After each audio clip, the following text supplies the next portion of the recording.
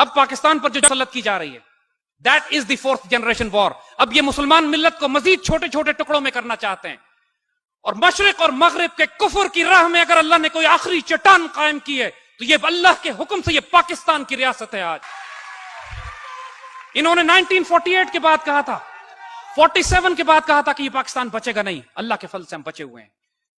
1971 کے بعد جب غداری سے انہوں نے ہمیں چوٹ لگائی, انہوں نے کہا پاکستان بچے گا نہیں. اللہ کے فضل سے ہم بچے ہوئے ہیں.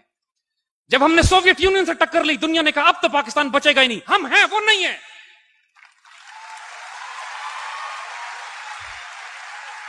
جب ہم نے ایٹمی پروگرام اپنا شروع کیا تو ہنری کسنجر لاہور میں آ کے تھریٹ کرتا ہے, we'll make a horrible example out of you.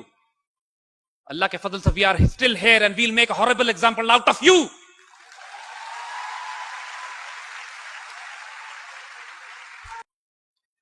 Israelis نے, جو ڈیوڈ بن گوریان نے ان کو نصیحت کی تھی 1948 میں کہ پاکستان کی ریاست کو نہ چھوڑنا کبھی, جس طرح ممکن ہے اس کو تباہ کرنا, یہ اس وقت سے ہی ہندوستان کے ساتھ تعاون کر کے پاکستان کو تباہ کرنے کی سازشیں کر رہے تھے.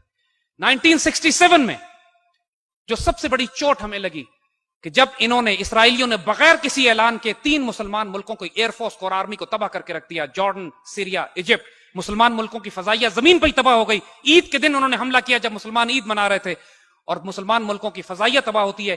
خطرہ یہ ہوتا ہے کہ تمام مسلمان ملک اب اسرائیل کے قبضے میں چلے جائیں گے. پاکستان ایئر فورس سے مدد طلب کی جاتی ہے, پاک فضائیہ کے دستے جاتے ہیں, اور اللہ کے حکم سے ہم اسرائیلیوں کو مار کے گراتے ہیں وہاں پہ.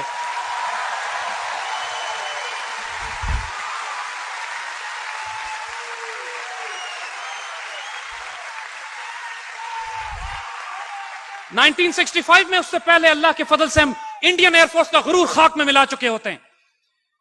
ایم ایم عالم صاحب 30 سیکنڈ میں 5 انڈین جہاز شروع میں ہی مار کے گراتے ہیں, اس کے بعد انڈینز کو جرأت نہیں ہوتی کہ پاکستان میں داخل ہوں. اللہ کے فضل سے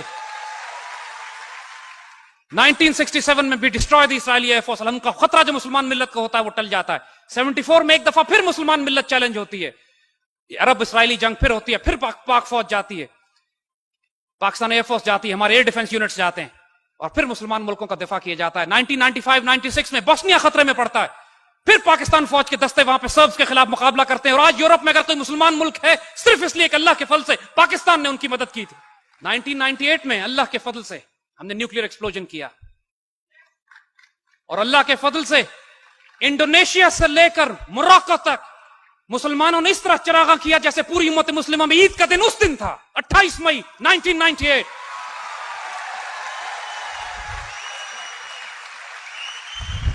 اس دن فلسطین کے بچوں نے اسرائیل کو مخاطب کر کے کہا تھا, now we are a nuclear power, don't look at the stones in our hands, look at the bomb in Pakistan, we are coming after you.